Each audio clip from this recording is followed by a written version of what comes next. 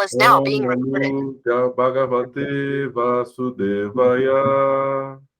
Om Namo Bhagavate Vasudevaya. Om Namo Bhagavate Vasudevaya. Então, continuando nossa leitura do Bhagavad Gita, capítulo 3, verso 32, intitulado Karma Yoga. A sessão temática é Nishkama Karma. Então, vamos para o 32. Pode falar. Eu estava conversando com o Jales ontem e a gente estava falando uma coisa muito interessante que você falou no final da última aula, mostrando que a gente está fazendo uma gradação, né, de entendimento da espiritualidade, né? Que Krishna está fazendo isso com Arjuna. Ele começa explicando que nós não somos apenas um corpo, depois que a gente tem ações que têm resultados, que você tem a karma. A gente está numa crescente, é isso? Você podia falar um pouquinho sobre isso? Eu achei muito interessante isso e fiquei bem interessado, até conversei com o Jales ontem. Isso, são degraus, né? A gente está subindo degraus. Que até então, né, Arjuna também, ele não tinha esse conhecimento, né, da alma espiritual.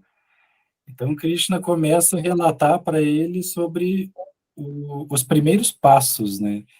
Então, o primeiro passo é saber que nós não somos esse corpo, né? Que a alma é eterna, o corpo é temporário, a alma vai continuar e o corpo vai ser esquecido, né? Segundo passo são as ações, né, que a pessoa toma na vida.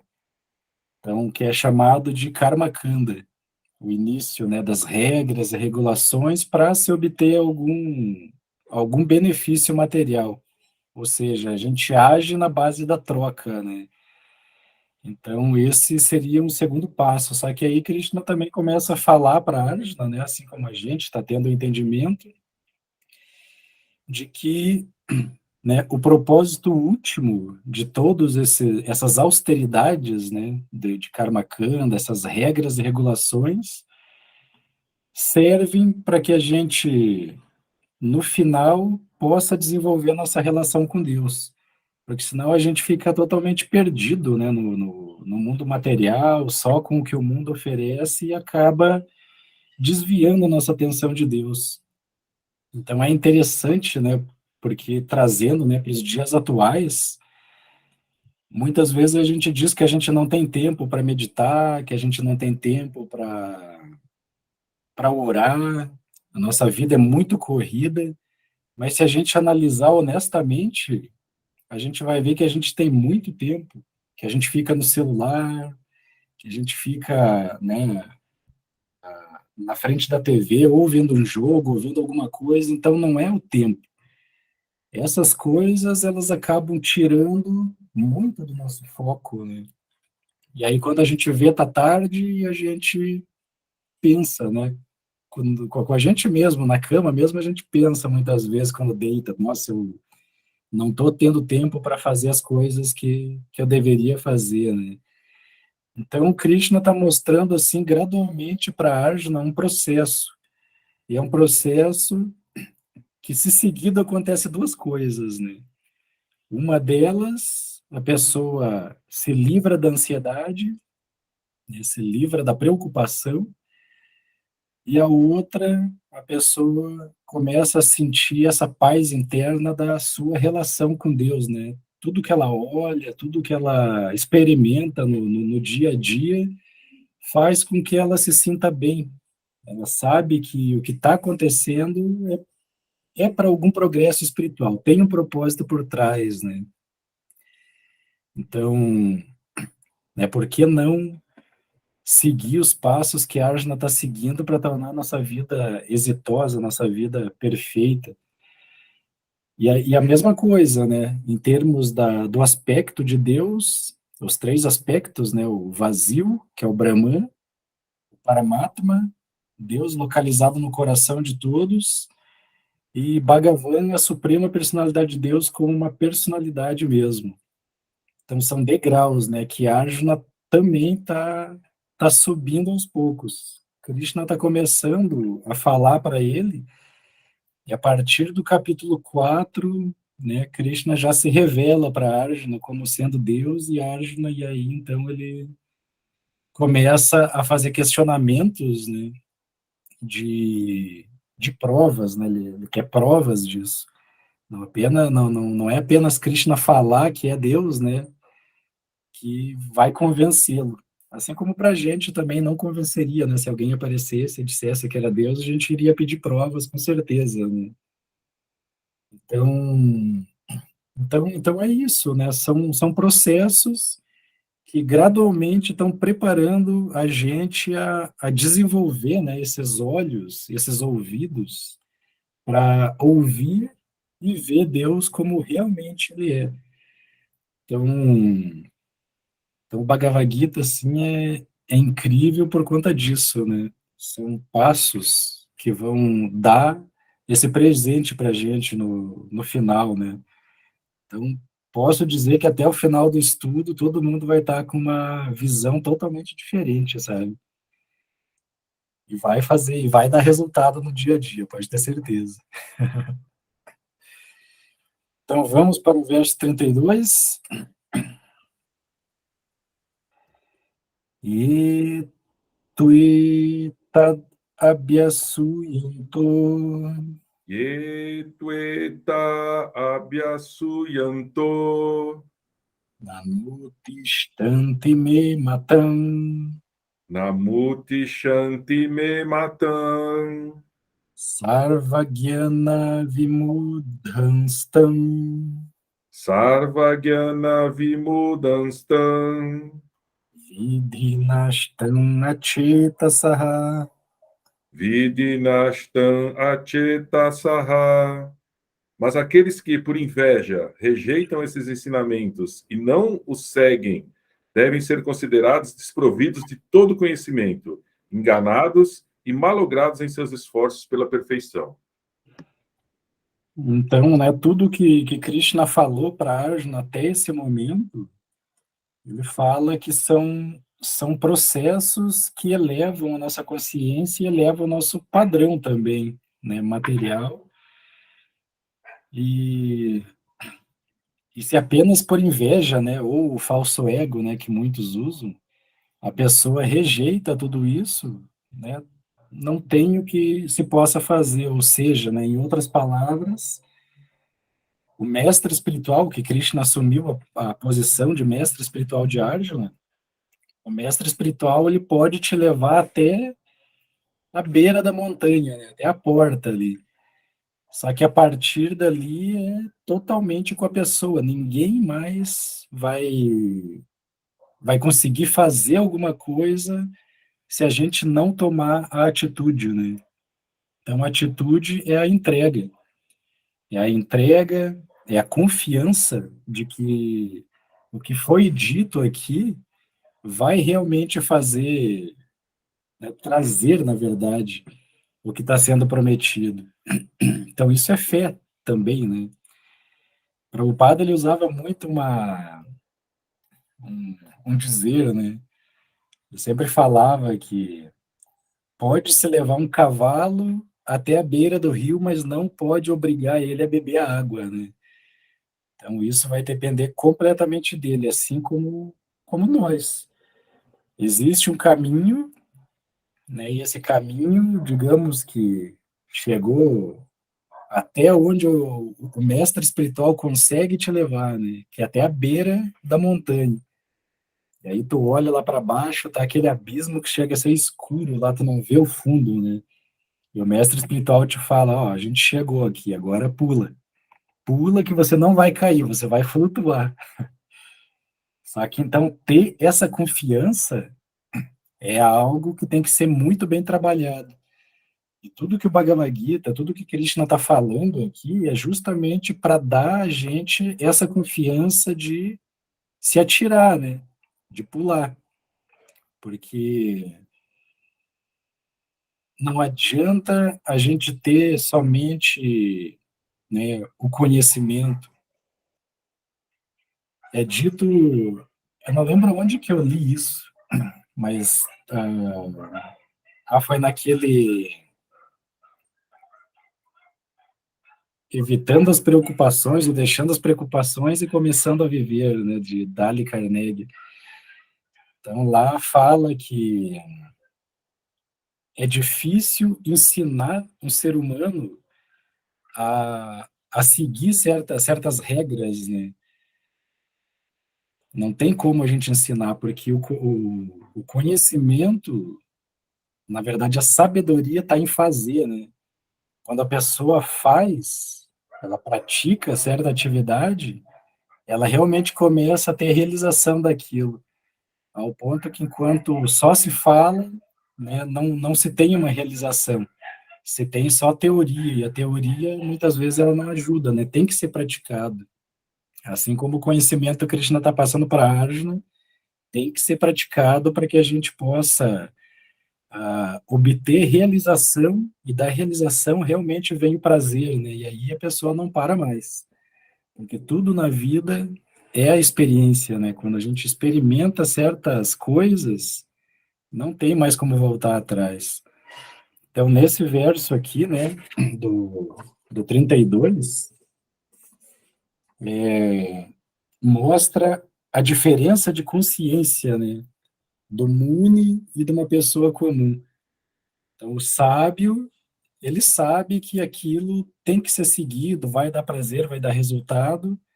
Porém, outra pessoa que muitas vezes não tem conhecimento, que está agindo na assim chamada ignorância, não ignorância de não saber as coisas, mas de não ter informação disso, né? Ela perde a oportunidade de progredir, né, espiritualmente.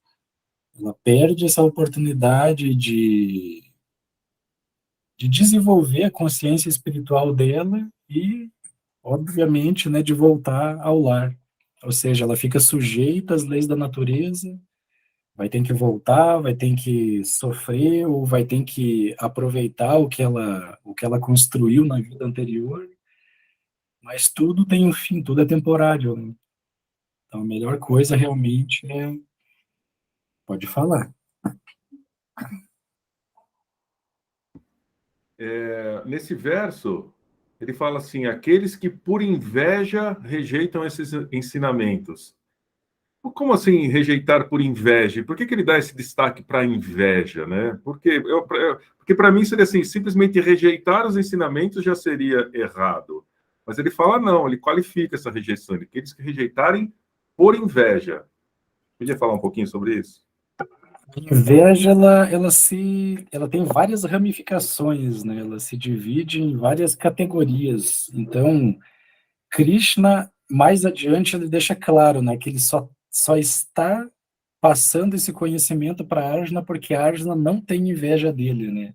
Arjuna é um amigo e não tem inveja. Agora, a inveja que muitas vezes é mostrada aqui, né, é justamente a mesma inveja que a gente enfrenta no mundo material. Por exemplo, tu tem um cargo e entra uma pessoa nova, né, que só tem experiência dos livros que ela estudou, né, mas não tem a experiência do dia a dia, de saber lidar com cada pessoa em particular, né, e muitas vezes tu passa uma instrução para essa pessoa e ela pensa, dentro de si ela pensa, né, esse, não, eu não vou fazer o que ele está falando, não, isso daí, né, eu posso fazer melhor do meu jeito, eu posso fazer de uma maneira um pouco diferente, mas da minha maneira. Então, isso, de certa forma, é inveja, né? A pessoa ela não está interessada na experiência que tu tem, né? Mesmo que tu tenha passado por isso várias vezes, então tu tem a chave ali para... Ou seja, muitas vezes a pessoa vai ter que passar do jeito dela para dar valor para aquilo que tu já falou para ela e ela não aceitou, né? Então, a inveja que Krishna fala aqui é em relação a isso, né? Porque ele está explicando. Se você fizer isso, você vai obter aquilo. Agora, se você fizer isso, né, você vai perder aquilo. Só que muitas vezes a gente tem, né? O mundo material ele foi criado por conta disso, que a gente tem o nosso próprio método. E quando a gente tem o nosso próprio método, a gente está sujeito às reações daquilo que a gente está cometendo. Por outro lado, aqui, Krishna está dando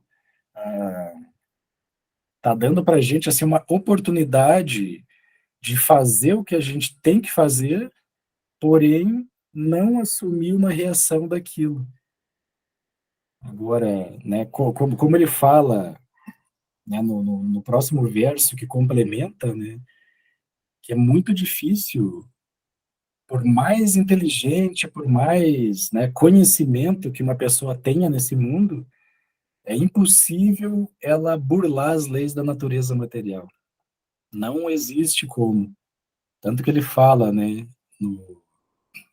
nesse verso que no próximo que a gente vai ler, né, ele cita uma passagem do capítulo 7, né, que fala sobre Dai vihi eshagunamai mamamaya duratyaya man eva yasi prapadyante mayam itantarantite, que fala que essa minha maia, essa minha ilusão, né, nesse mundo material é intransponível.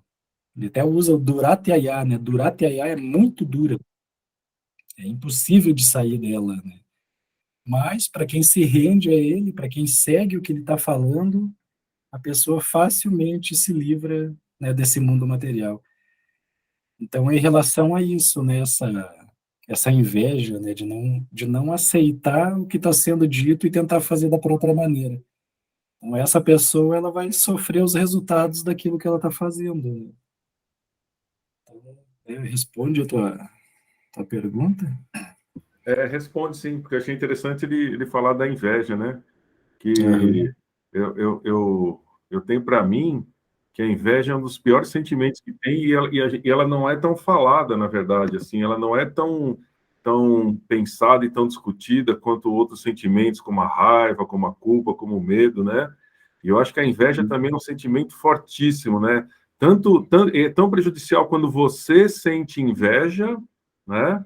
É super complicado isso quando a gente sente inveja, porque para você sentir inveja, você tem que entrar num processo de comparação e você tem que entrar num processo de julgamento, né? Sem a comparação e julgamento, eu acho que não tem como você ter inveja, né? Então, eu acho bastante prejudicial sentir inveja, e a gente sente bastante, né? E é um sentimento que a gente meio que tem vergonha e a gente não fala dele, eu acho bem interessante isso. E ser objeto de inveja é uma das energias destruidoras mais poderosas que eu já senti na minha vida, né? É impressionante, assim, o poder de destruição que a inveja tem quando você é o objeto da inveja, né? Precisa tomar muito cuidado com isso, né? Não é à toa que tem até superstição, tem figa, tem olho grego, né? A gente tem, muitas vezes, o costume de não contar as coisas até elas estarem bem adiantadas ou já resolvidas, né? Porque a inveja é um sentimento muito forte e capaz de fazer muito estrago em quem sente inveja e quem é objeto da inveja. E ela tem várias maneiras, né, de atingir. Tem um termo que é usado, né, muito na medicina, né, que é o famoso placebo. Então tem o placebo e tem o nocebo, né? São duas categorias. Então, o placebo é tudo aquilo que tu acredita, né? Por exemplo, a gente acredita, né, no médico, por quê? Porque ele estudou, ele se formou, e ele tem uma vestimenta, por exemplo, que te mostra que ele tem uma seriedade naquilo que ele está falando, então automaticamente qualquer coisa que ele fale ou pode te matar ou pode te salvar, né? Então depende muito do médico. Por quê? Porque as pessoas acreditam fielmente no que o médico vai falar para elas, né? Então isso é o placebo.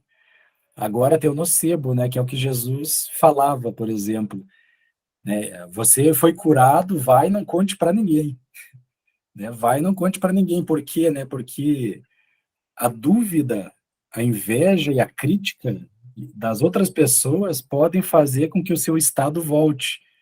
Porque em algum momento você vai se questionar, poxa, realmente, como que isso aconteceu, né? Não é possível. Então, quando entra não é possível na mente, aí já era, né? É o que acontece. Então, é muito cuidado com o que se fala, né? E com aquilo que a gente aceita para nossa vida como verdade, né? Que muitas vezes é verdade do outro, que é o que Krishna vai falar nesse próximo verso aqui, né? Então, verso 33, Sadrishancheshtate swasya. Sadrishan. Ah, foi difícil essa. Sadrishan sestate swaya. Prakritirgyanavan api Praketer vinyananapi.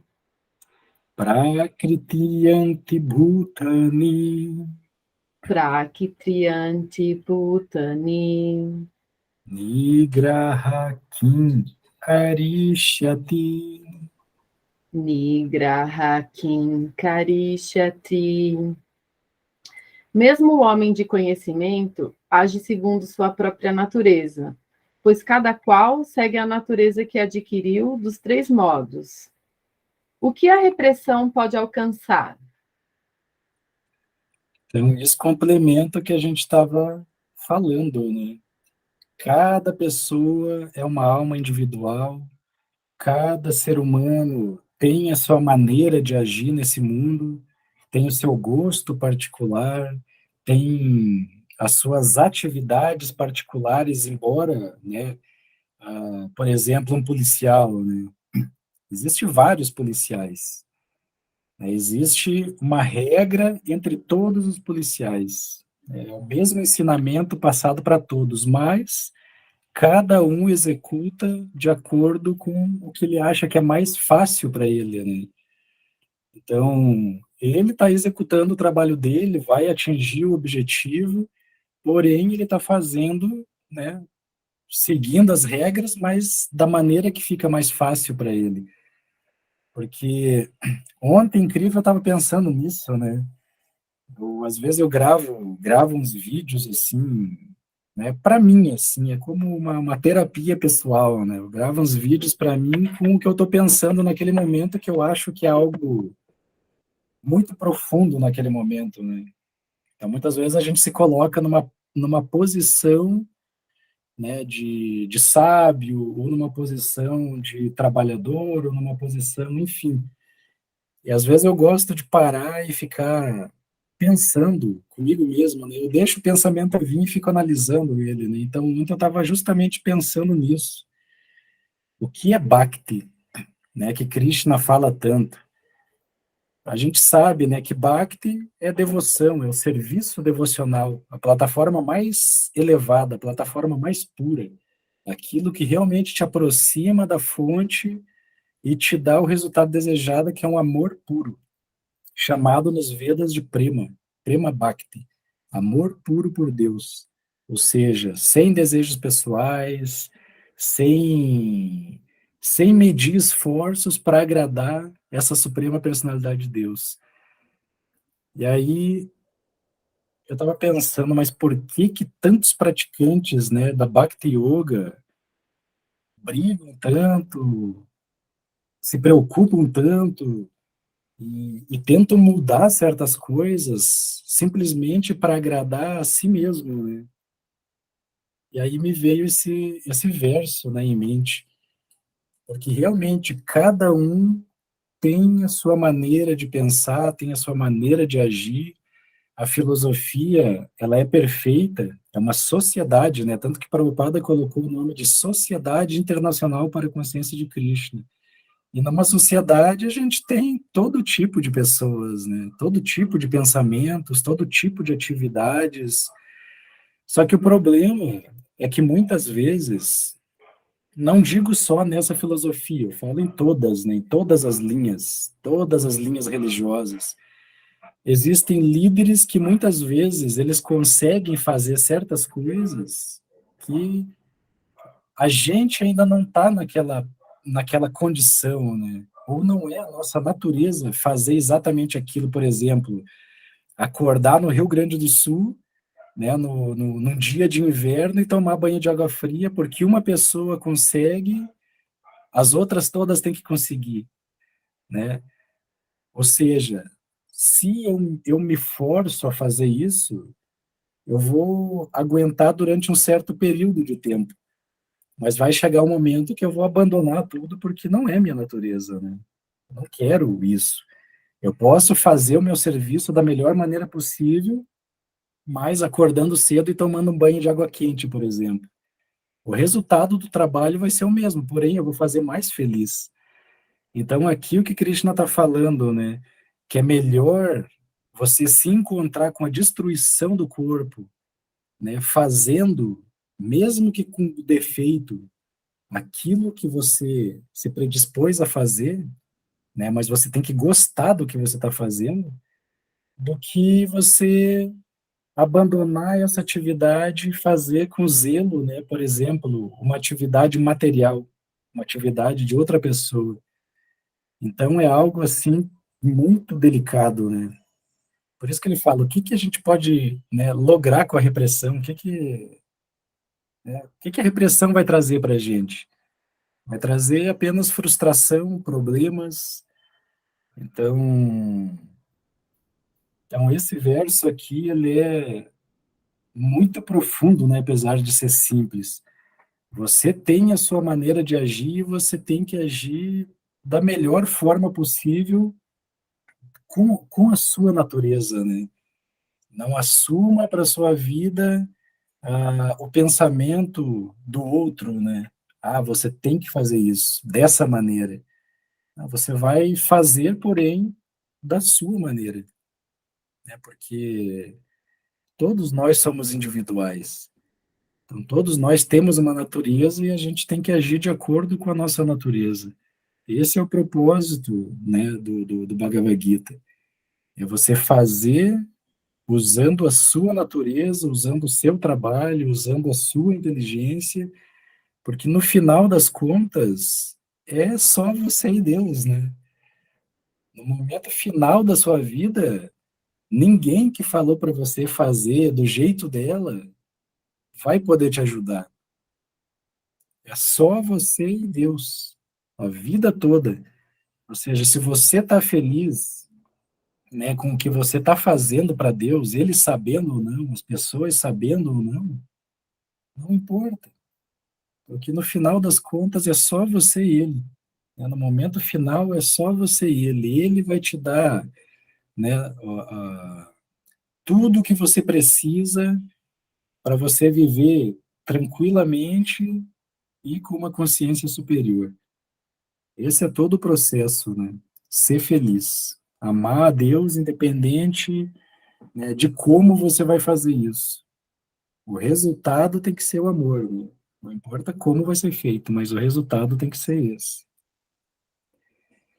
Então, 34. Indriyas, indriyasyarthe, Indriyas, Indriyas, Indriyasyate, raga dvesho vyavastito, Hagadestu, Varyas, Tata. É isso, né? tayurna vasham agachet, Tayona Vasana Gashtet, tohiyasya paripantino, Tuyasya Paranti, Tinil. Há princípios que servem para regular o apego e a aversão relacionados com os sentidos e seus objetivos. Ninguém deve ficar sob o controle desse apego e aversão, porque são obstáculos no caminho da autorrealização. Então, né, isso complementa o que estava sendo dito antes. Como cada um tem uma natureza, cada um tem que descobrir a sua própria maneira de lidar, né, com certas coisas da vida. Existe uma regra, né? A regra tem os faças e tem os não faças, né? Ou seja, aquilo que vai te dar benefício espiritual e aquilo que vai te dar frustração mais tarde. Então, existe essas regras, né? Então, existe regras e regulações para te ter uma vida perfeita nesse mundo. Agora, como você vai executar elas, aí é pessoal de cada um, né? Porque se você executa certas coisas, mas fica, né, com o desejo na mente, né, né, por exemplo, tem uma história budista, né, que fala que dois monges estavam andando pela floresta, eles iam atravessar um rio e tinha uma mulher na beira do rio, né, e ela não conseguia atravessar o rio. Aí então um dos monges colocou ela nas costas e atravessou o rio com ela, largou ela lá do outro lado e eles seguiram o caminho. Aí o amigo dele, né, que estava com ele, depois de 3 quilômetros caminhando, ele falou bem assim, nossa, mas você carregou aquela mulher nas costas, né? Você tocou no corpo de uma mulher. E aí o monge olhou para ele e falou bem assim, nossa, isso foi há 3 quilômetros atrás. Eu apenas carreguei ela para atravessar o rio. Você está carregando ela até aqui. Então existem maneiras, né, de da gente ter uma precaução para certas coisas na nossa vida, mas agora como você vai fazer isso é só com você, né? Porque se você reprime, você tem frustração. Se você se entrega, você tem sofrimento e frustração, né? Uma coisa a mais. Então, é a maneira, a gente tem que encontrar, assim, a chave para a nossa vida de como lidar com certas coisas, né? Então, nesse significado, o Prabhupada ele usa, né, a relação sexual, por exemplo, como algo muito forte nesse mundo. É muito difícil abandonar esse tipo de prazer nesse mundo. Tudo gira ao redor disso, né, se a gente for analisar. Grandes prédios, empregos, carros de luxo, né, muita ostentação, muito dinheiro, tudo é ao redor do sexo, né? É para impressionar, né, a mulher ou o homem, e tudo no mundo gira ao redor dessa energia, né? Tudo. Tanto que a, a parte mais difícil da renúncia é justamente essa, né? Então aqui, né, Krishna está falando para Arjuna, porque não adianta você, né, renunciar externamente tal atividade, mas lá no fundo da sua mente você está pensando naquilo, você está desejando aquilo, né? Então, para regular certas coisas como isso, os Vedas, né, sugerem o casamento, né? Então, se você, né, tem essa propensão que não é controlada, o casamento ele serve para você controlar. Então, no casamento, você vai ter, né, um parceiro ou uma parceira fixa. E aí surge a oportunidade do controle, né? Então, os Vedas, eles são perfeitos, mas agora, se você não controla, e se você, né, sai do âmbito da, da, do familiar ali, né, da relação marido e mulher, para se envolver com uma outra pessoa, os Vedas discriminam isso, né? Isso é totalmente errado, porque ele fala que mesmo nas estradas mais seguras existe, né, a possibilidade de acidentes. Então, né, o que Prabhupada está falando nisso, né, representando Krishna aqui, que, que não adianta a gente externamente só renunciar e ficar contando os dias, por exemplo, para ter, né, uma outra relação com a esposa, por exemplo, né? Então é algo muito delicado, algo muito delicado mesmo, né? Porque se você fica contando os dias, você já saiu do seu objetivo também. Então isso vai te gerar reação. É tudo muito técnico, né, de certa forma. Então, o lance mesmo aqui que Krishna está falando é você realmente oferecer o resultado a ele. Porque quando você oferece o resultado a Deus, ele, como Arjuna chama ele de Hrishikesha, né, o Senhor dos sentidos, ele ajuda você a regular seus sentidos. Porque você pensa nele o tempo todo. Você está pensando nele. Então, quando você deixa de colocar ele no centro e começa a ter esses planos mentais, né, para gratificação dos sentidos, você está vivendo só em cima dos sentidos. E isso vai te dar problema, né? Vai gerar reações que a gente não quer. Então, né, a gente tem que ter muito cuidado em encontrar o nosso próprio caminho. Não tentar, né, seguir o que uma outra pessoa tá fazendo para obter êxito, né? Porque lá no íntimo a gente não sabe qual é a mentalidade dela. Então é algo que tem que ser muito, né, muito estudado e adaptado para a gente. Tudo é adaptação.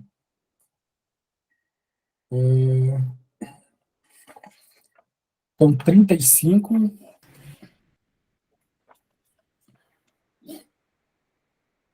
Shreyam Swadharmo Viguna Shreyam Swadharmo Viguna Paradharma Swanushtita Paradharma Swanushtita Swadharmi Nidanam Shreya Swadharme Nidanam Shreya Paradharmo Bhayavaha Paradharmo Bhayavaya.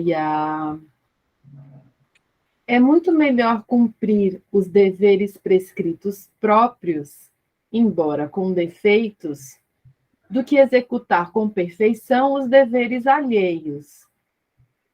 A destruição durante o cumprimento do próprio dever é melhor do que ocupar-se nos deveres alheios, pois seguir o caminho dos outros é perigoso. Então, aqui Krishna termina confirmando essa verdade, né? Não adianta a gente seguir, né, exatamente os passos que uma outra pessoa está seguindo, sendo que a gente não está qualificado para aquilo ainda. Ou seja, então, no princípio, a gente vai, né, saber esses passos, porém a gente vai, de certa forma, adaptar ele para o nosso dia a dia. Porque, por exemplo, Arjuna era um guerreiro, ele nasceu para essa atividade, ele treinou a vida toda dele para defender as outras pessoas, como um militar, né? E não adiantava, né, ele executar uma outra função nessa altura do campeonato, né? Ele queria agir como um brahmana, ele queria ir para a floresta, meditar, ficar pacífico, tranquilo, sendo que não é a natureza dele. Assim como a gente tem uma natureza, cada um tem uma natureza, como Krishna falou anteriormente. Essa natureza foi dada de acordo com os 3 modos da natureza material. E a gente vai executar ela de acordo com o nosso envolvimento, né, com esse modo específico, bondade, paixão ou ignorância.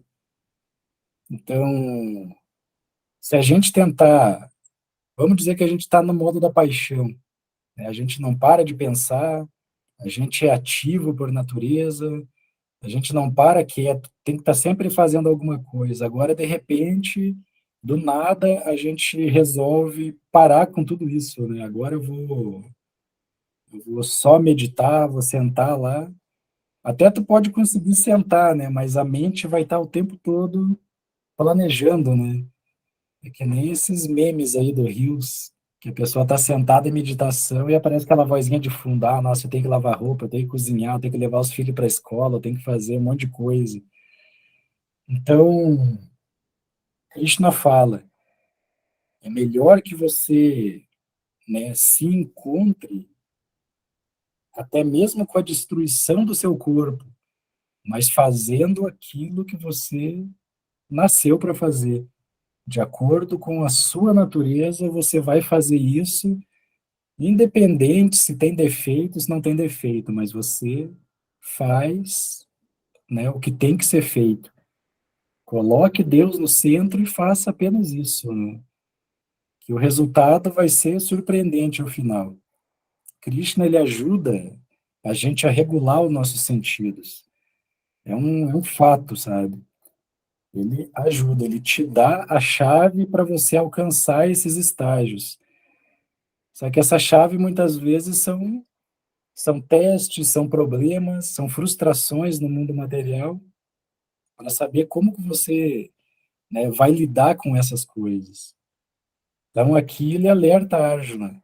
É melhor que você morra no campo de batalha fazendo o que você nasceu para fazer, do que com perfeição você ir para a floresta e ficar lá meditando, né? Não executando certas atividades, mas essas atividades que você não executa ainda assim vão gerar um resultado para você. Então não adianta, você vai estar se enganando, né? Então é melhor, mesmo com defeito, você fazer o que você nasceu para fazer, né? E não seguir os passos de outra pessoa que você não está preparado ainda para assumir. Que muitas vezes a gente se coloca em certas situações, né, que a gente não está preparado. A gente se coloca numa posição, né, por exemplo, muitas vezes a gente não sabe ouvir o problema do outro. Quando o outro chega e fala para a gente sobre uma fraqueza, uma dificuldade, algum problema que ela está passando na vida dela, o que que a gente faz, né? A gente tem tendência a já querer dar conselho, né? E tudo que a pessoa precisa é só ser ouvida, é só botar para fora, né? Então, se você é um bom ouvinte, você já está ajudando. Só que o defeito do ser humano, um dos defeitos, né, é esse. A pessoa revela a mente dela e automaticamente a gente já quer solucionar o problema dela. Então, Krishna está falando isso para Arjuna. Não adianta você se colocar numa situação a qual você ainda não está preparado para assumir. Então, é todo um processo gradual. Primeiro, vai lá, faça o seu dever, lute, adquira realização com isso, né? Aí sim, quando você passar por isso, aí você pode, né, dar uma instrução a respeito daquilo que você vivenciou aqui. Então ele fala, né, seguir o caminho de outro é muito perigoso. Cada um tem que seguir o seu próprio caminho, seu próprio processo, né, lógico que baseado num, numa linha fidedigna, né? Não que você vai fazer qualquer coisa de qualquer jeito, não. Você sabe o que tem que fazer, né? Sabe a maneira que tem que fazer agora, você vai adaptar isso para a sua maneira de viver, né? Se você tem que trabalhar, se você tem que cuidar dos filhos, se você tem que, né, ganhar a vida, você vai fazer isso, porém com uma consciência superior, sabendo que o resultado último é Deus. Mas como você vai atingir esse resultado, aí cabe a você desenvolver o seu próprio caminho, né? Então, desse próximo verso, 36, né, quem quiser anotar, do 36 ao 43, a gente entra numa outra seção temática, chamada Preocupação contra os Inimigos.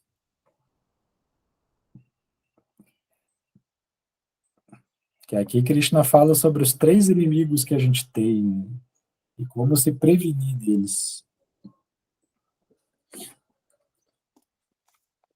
Então aqui a Arjuna faz uma pergunta, né, para Krishna. Então vamos ler.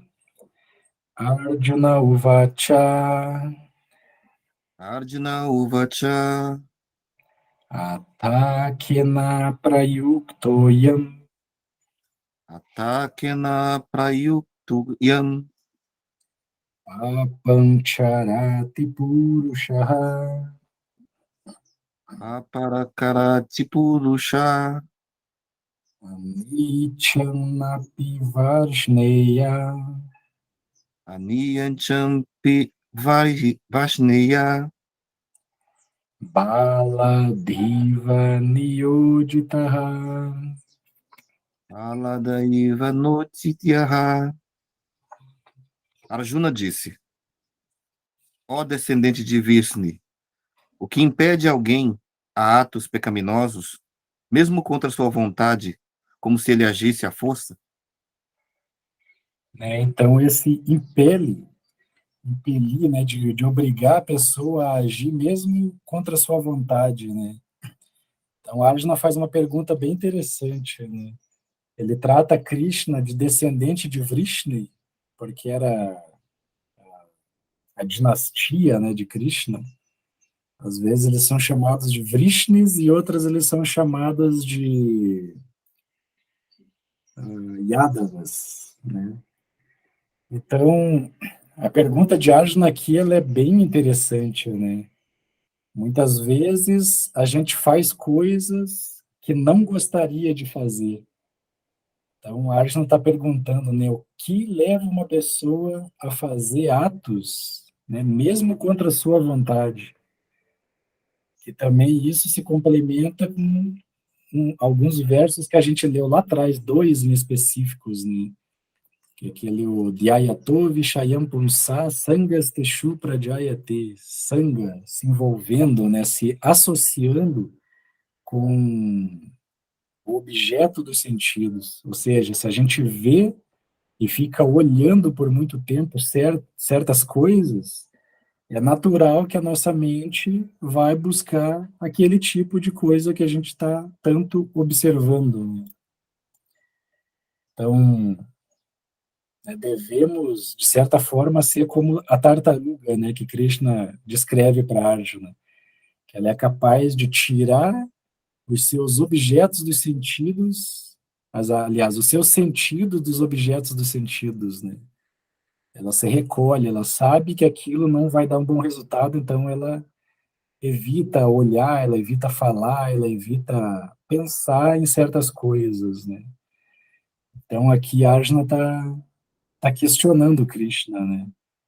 Mostrando assim como resultado os próprios parentes que tinham conhecimento, porém estavam todos ali impelidos a lutar, né, nessa batalha, a matar os próprios parentes em prol de poder, sendo que eles sabiam, né, que o poder não é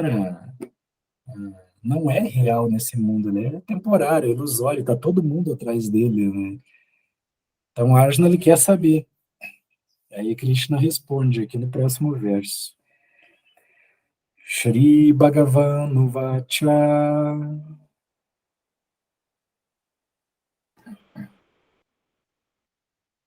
Quem é que lê? Shri Bhagavan Uvacha Kamaesha Krodesha Kamaesha Krodesha Rajoguna Samudbhavaha Rajoguna Samudbhavaha Mahoshanu Mahapapma Mahashanu Mahapapma Vidyenanhi Vidyena Ihavairinam Vidyenam Nihavairinam. A Suprema Personalidade de Deus disse: é somente a luxúria, Arjuna, que nasce do contato com o modo material da paixão e mais tarde se transforma em ira, que é o inimigo pecaminoso que a tudo devora neste mundo. Então, isso leva a gente nesse verso que a gente leu lá atrás, né? Falando sobre, né, contemplando os objetos dos sentidos, a pessoa desenvolve apego, do apego surge a ira, porque muitas vezes ela não consegue satisfazer aquele desejo, ela fica irritada e acaba descontando em todo mundo ao redor, ou fazendo coisas piores que a gente vê nos jornais aí. Quer dizer, eu faz um tempo que eu não assisto TV, né? Então, mas a gente ouve falar, né, de coisas assim bizarras feitas contra outras pessoas devido aos ciúmes, devido à inveja, devido à própria luxúria, né? Outras pessoas são colocadas em grandes calamidades e dificuldades, né, por conta da mentalidade de uma pessoa. Então é algo muito delicado, né? E aqui Krishna fala sobre o primeiro inimigo, né, a luxúria. Então a luxúria ela se divide assim em várias categorias, né? Mas a principal, né, é o desfrute sexual. Então isso gera, né, na mentalidade de muitas pessoas coisas, né, devastadoras para a vida de outras pessoas.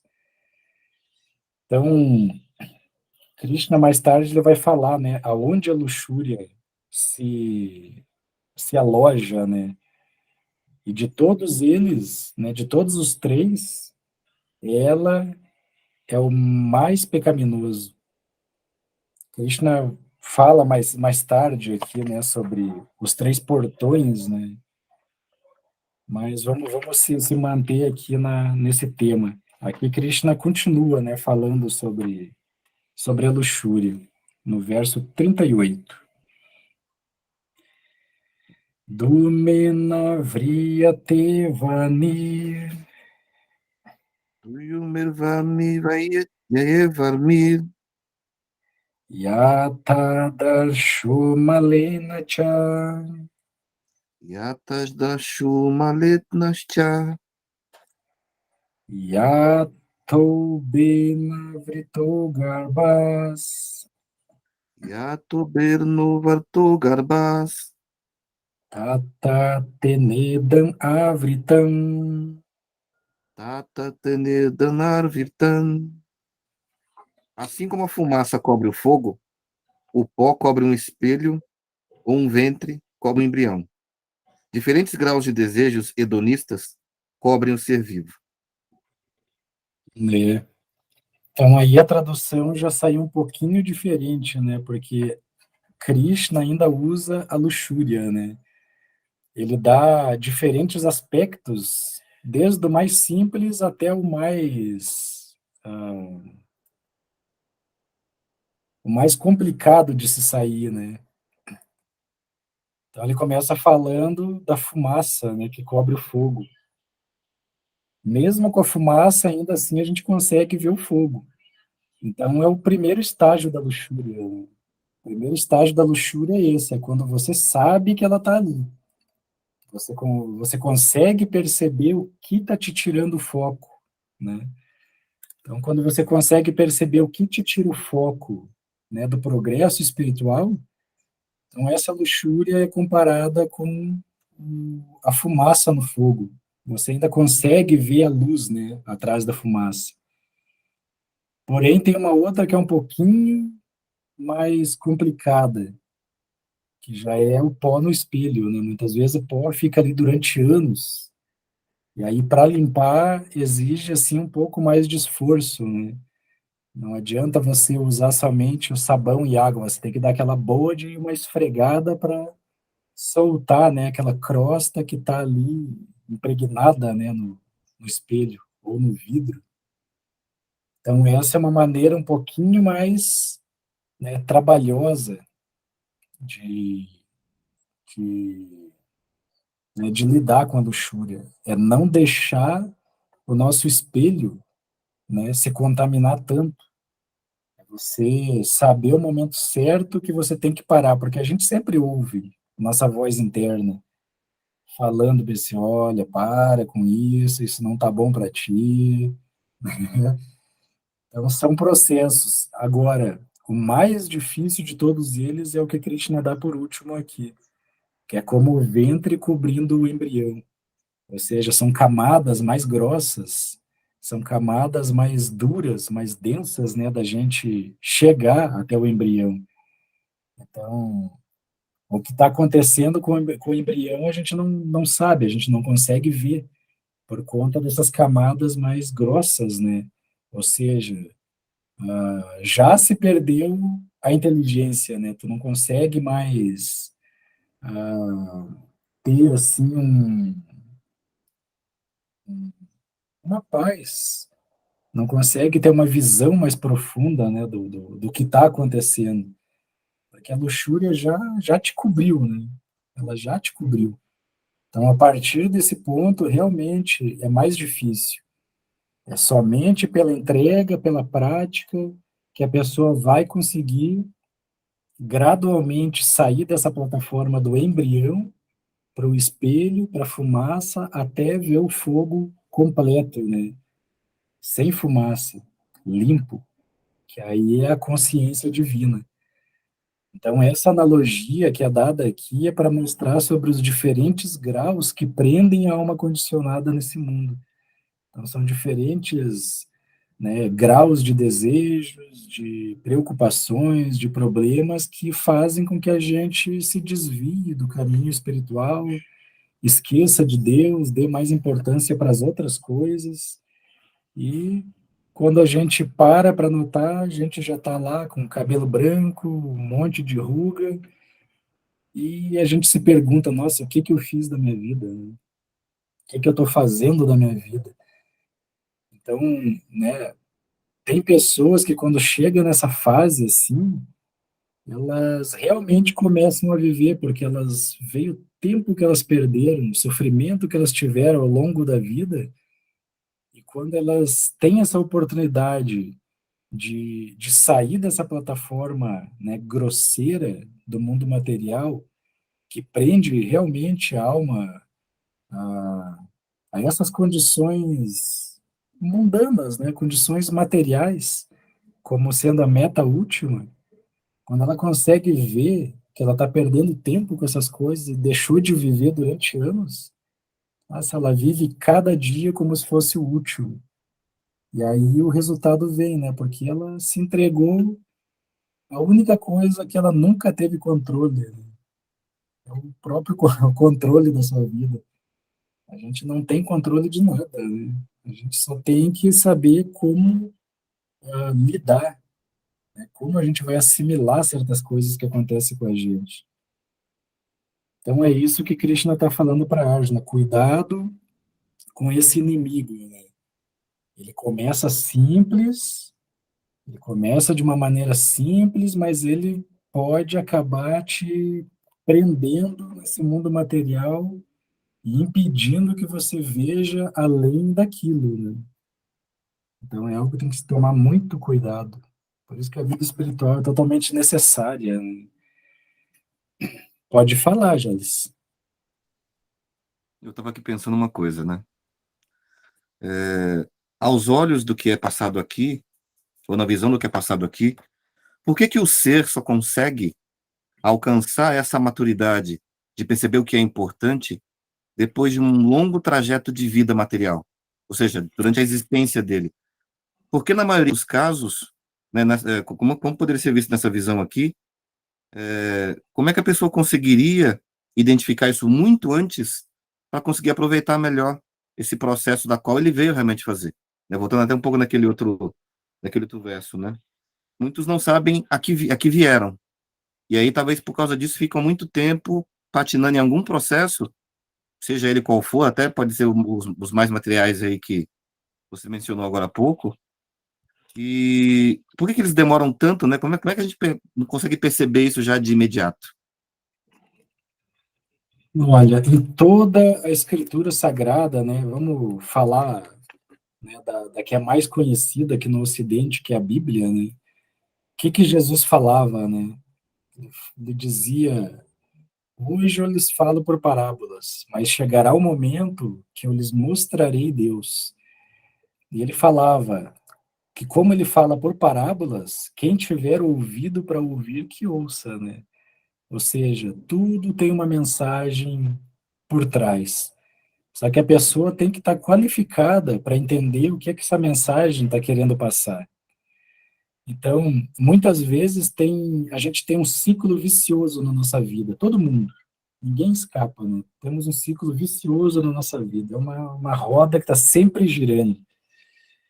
Então, né, eu não sei cada um tem a sua particular, mas eu noto pela minha, né? Alguns anos atrás eu comecei a notar esse padrão, que sempre que as coisas começam a andar, né, da maneira que eu quero que as coisas andem na minha vida, sempre aparece algo para tentar me distrair, para tentar me tirar do meu foco, sabe? Ou seja, um relacionamento, ou seja, uma amizade, ou seja, né, de certa forma, assumir um papel de ouvir a outra pessoa, ou de aconselhar em certas coisas.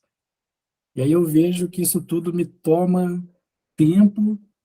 Eu começava a me preocupar muito como eu iria ajudar a outra pessoa, sendo que muitas vezes a pessoa nem estava tão preocupada assim em sair da situação ou mudar o padrão dela, sabe?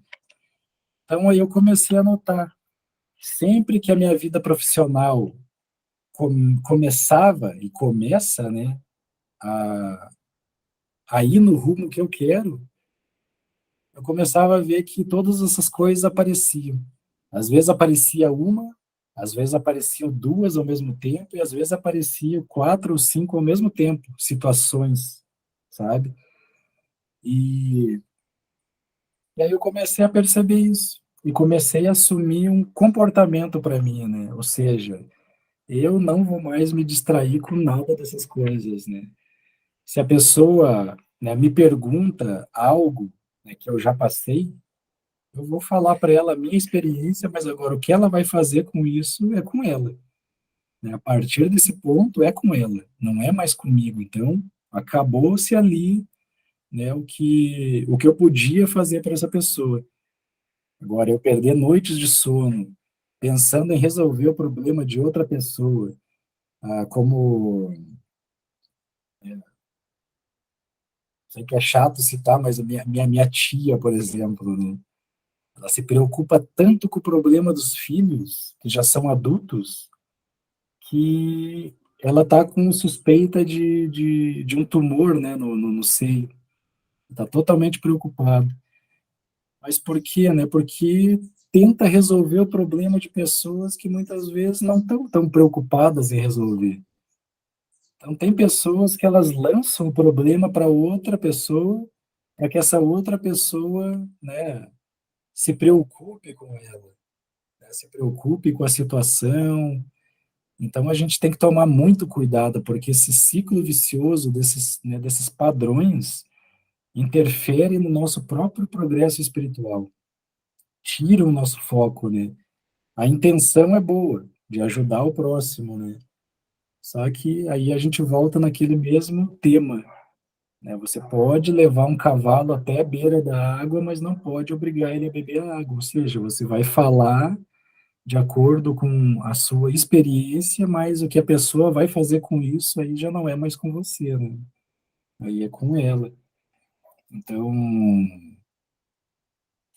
então a gente tem que prestar muita atenção, né, nesse ciclo vicioso, porque é justamente esse ciclo vicioso, né, que Krishna começa a falar aqui sobre a fumaça que cobre o fogo, né? Porque quando você começa a se colocar nessa posição, você na verdade começa a desfrutar, né, dessa posição também, seja ela qual for, né? Então, quando você começa a desfrutar dessa posição, né, você vai cometer erros, né? Por quê? Porque, né, não estamos preparados, não estamos qualificados para guiar outra pessoa, porque cada um tem, né, o seu padrão comportamental, cada um tem o seu estilo de vida, cada um, né, sabe onde o sapato aperta. E aí, quando as coisas começam a se repetir várias vezes na nossa vida, chega um momento que a gente para e pensa, poxa, mas espera aí, a situação está se repetindo, né? Pode ser que seja uma forma diferente, né? Uma pessoa diferente, uma situação diferente, mas a situação em si é a mesma. Então, quando tu começa a perceber isso, é a hora de cortar, né? Tu já sabe até o que vai acontecer depois, né?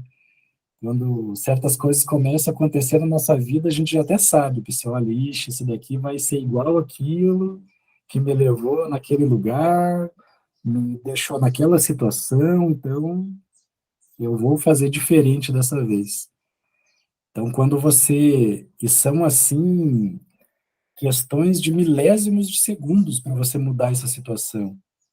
Se você para nesse milésimo de segundos, se você deixa passar, você vai repetir novamente mesmos padrões, né? Até a próxima situação. Então, tu imagina quão delicado. Então, Deus, o tempo todo, ele está mostrando aonde a gente está errando, né?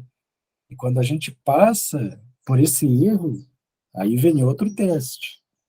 Vem outro padrão comportamental que a gente começa a perceber, não, eu tenho que mudar isso. Tem que fazer dessa outra forma.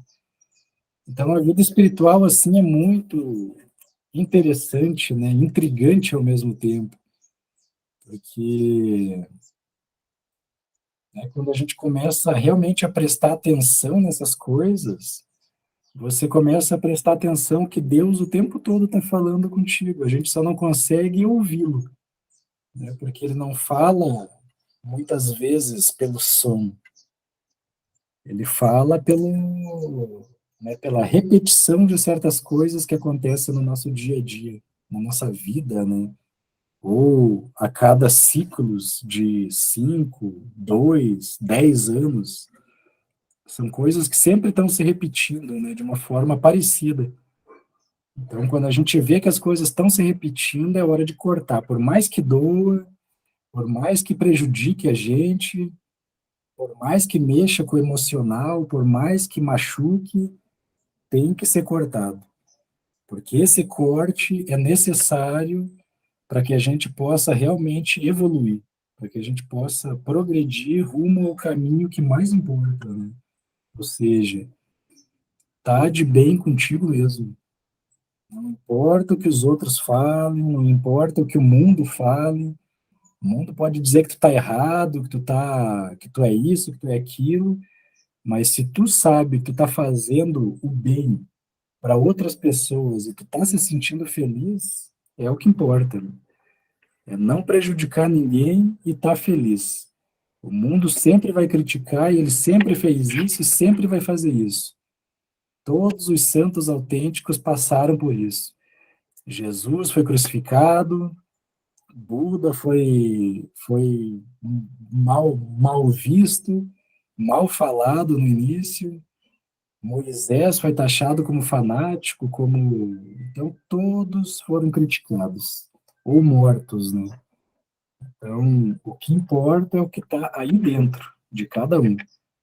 Porque, como a gente já falou, ao final das contas, é só cada um de nós e Deus. Esse é todo o objetivo, agradar a Deus. Agradando Ele, todo mundo fica satisfeito. Então, deu o nosso horário aqui. Obrigado a todos, né? Uma ótima semana.